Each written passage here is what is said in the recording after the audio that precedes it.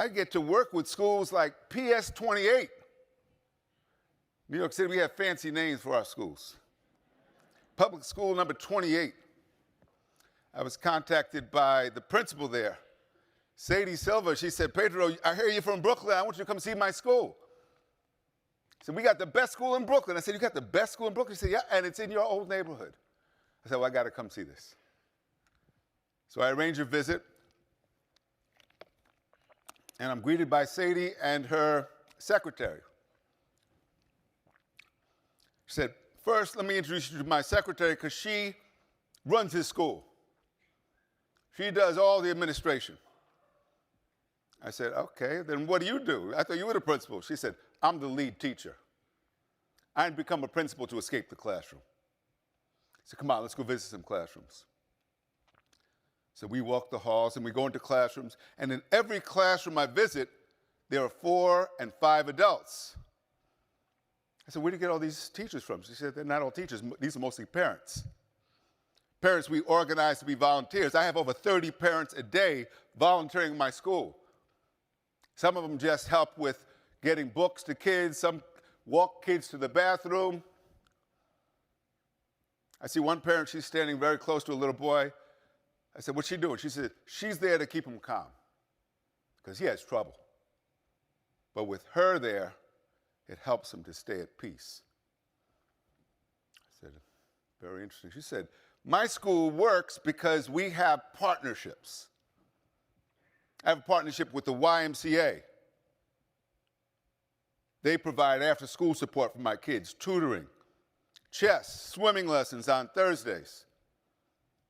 I have a partnership with the hospital down the block. They provide health services, including dental services, to my kids at my school. She believes sick kids won't do as well. She has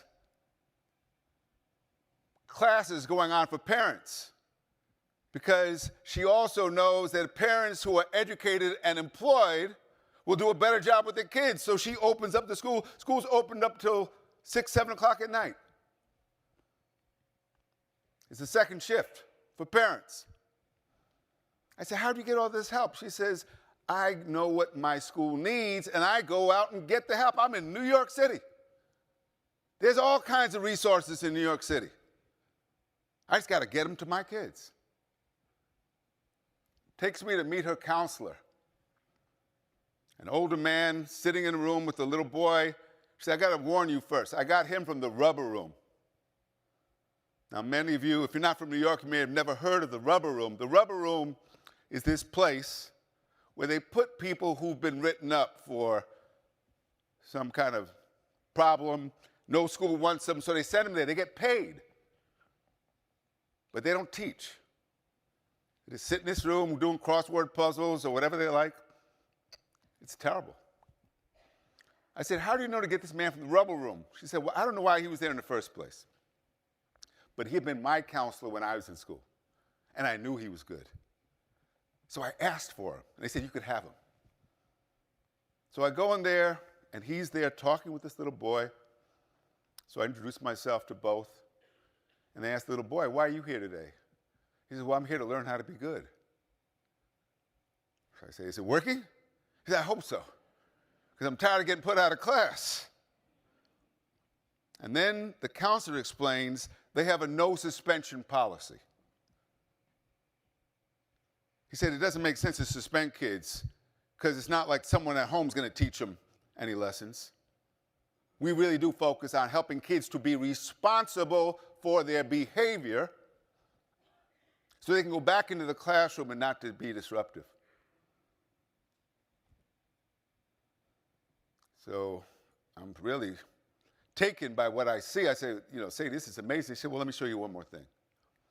She takes me to her office. And the office is not set up like a traditional principal's office. It's set up more like a classroom. There's a big table. There are files with student work. I said, what goes on here? She said, I told you I was a lead teacher. When teachers struggle with kids, I take them and show them how to work with that student. I'm the lead interventionist at the school. A school where over 30% of the kids have IEPs. over 25% of the kids are homeless. This is a high-need Title I school. And every child in the school has a learning plan, not an IEP, a learning plan. They want to know, what does that child need to learn? Where are the gaps? Because their focus is on leaving no child behind. So I'm so taken by what I see that I write to the chancellor of New York City, who at the time was Joel Klein. New York City has over 1,800 schools, over 1 million children, bigger than most states. I said, Joel, you need to go see this school. It's amazing. And to his credit, he's there 2-3 days later. And he visits the school, and he's so impressed that he writes about it in a newsletter he sends out to all the principals in New York City.